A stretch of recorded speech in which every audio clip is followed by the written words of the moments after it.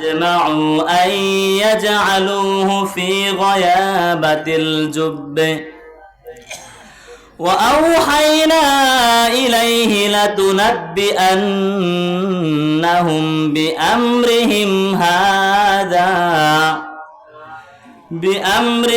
هذا وهم لا يشعرون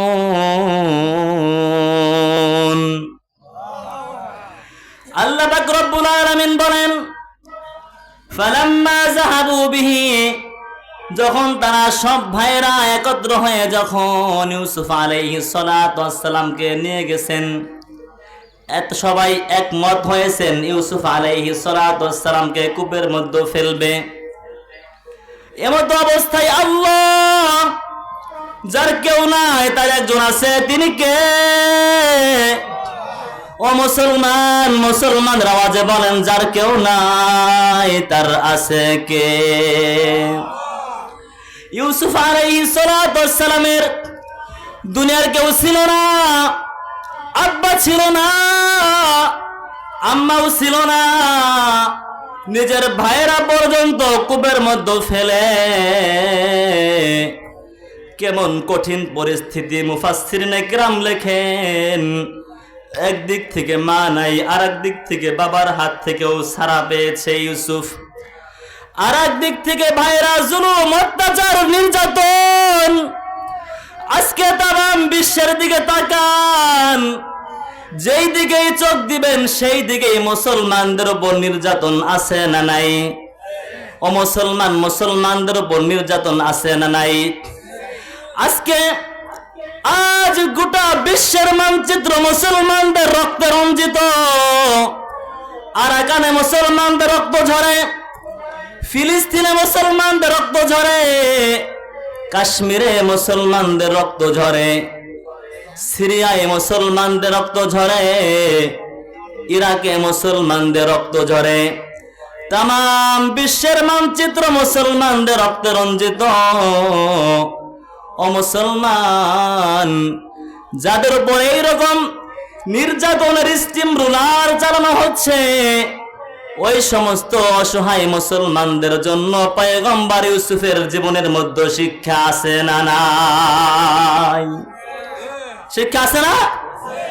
ও মুসলমান, তোমার আব্বা যেতে পারে, আম্মা যেতে পারে, ভাইরা জুলুম করতে পারে, গোটা সমাজ জুলুম করতে পারে, একজন সামনে আছেন, তিনি কে? আরো জোরে, তিনি কে? আল্লাহ। আল্লাহ বলেন ওয়াউহাইনা ইলাইহি লাতুনাব্বিআন্নাহুম বিআমরিহিম হাযা ওয়া হুম লা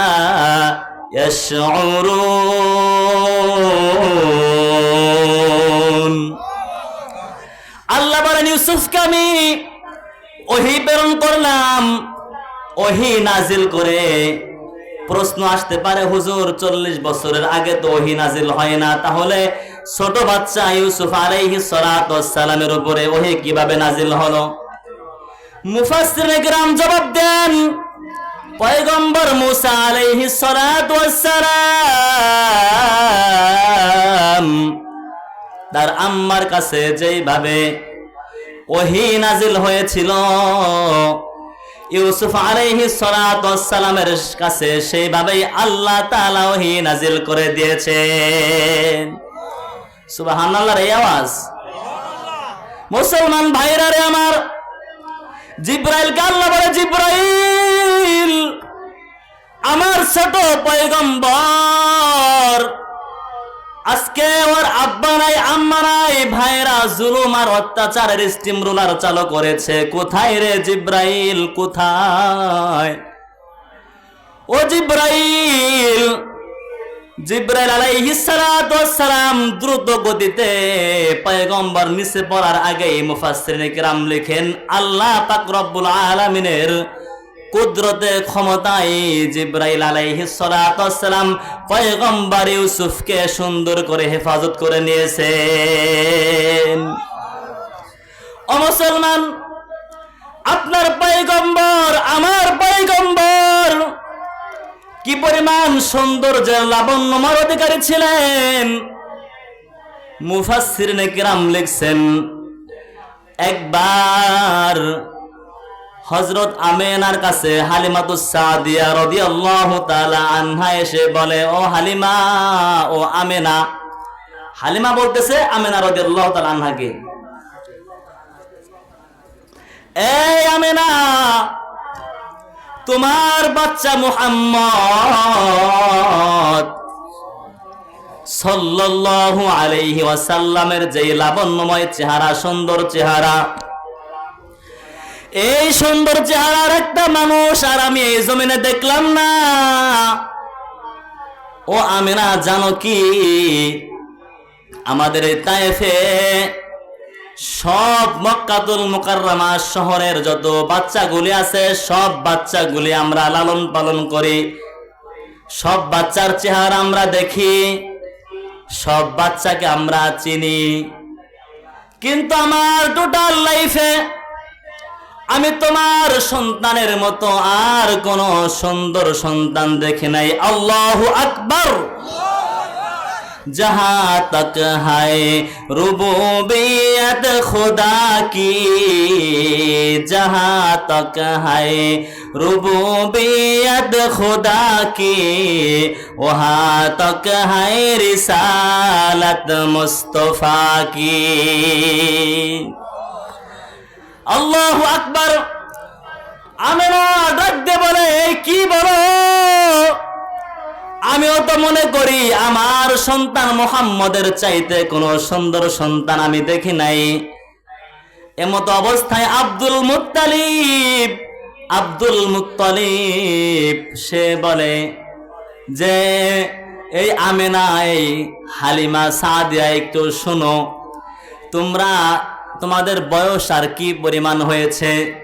তোমরা আর কয়টা সন্তানকে দেখেছো? তোমরা কত জায়গায় সফর করেছ? আমি আব্দুল মুত্তালিব বলছি, আমি তো এই মক্কাতুল মুকাররমার বলে আমি খাদেম, আমি কত হাজীদেরকে পানি পান করাই, লক্ষ লক্ষ মানুষকে প্রতি বছর আমি দেখি, সারা বছর দেখতেই থাকি। এখানে আলহামদুলিল্লাহ অনেক হাজী সাহেব আছে না নাই? আল্লাহ পাক রব্বুল আলামিন যারা সেখানে গিয়েছেন তাদেরকে বারবার যাওয়ার তৌফিক দান করুন, সকলে বলি আমিন। আর আমরা যারা যেতে পারি না, এই দ্রুত আল্লাহ তাআলা আমাদের কপালে যেন ওই মক্কা মদিনা জিয়ারত করার তৌফিক দান করেন, সকলে বলি আমিন। কালো গিলাপ ধরে লাব্বাইক আল্লাহুম্মা লাব্বাইক বলে চিৎকার করার তৌফিক দান করুন, সকলে বলি আমিন।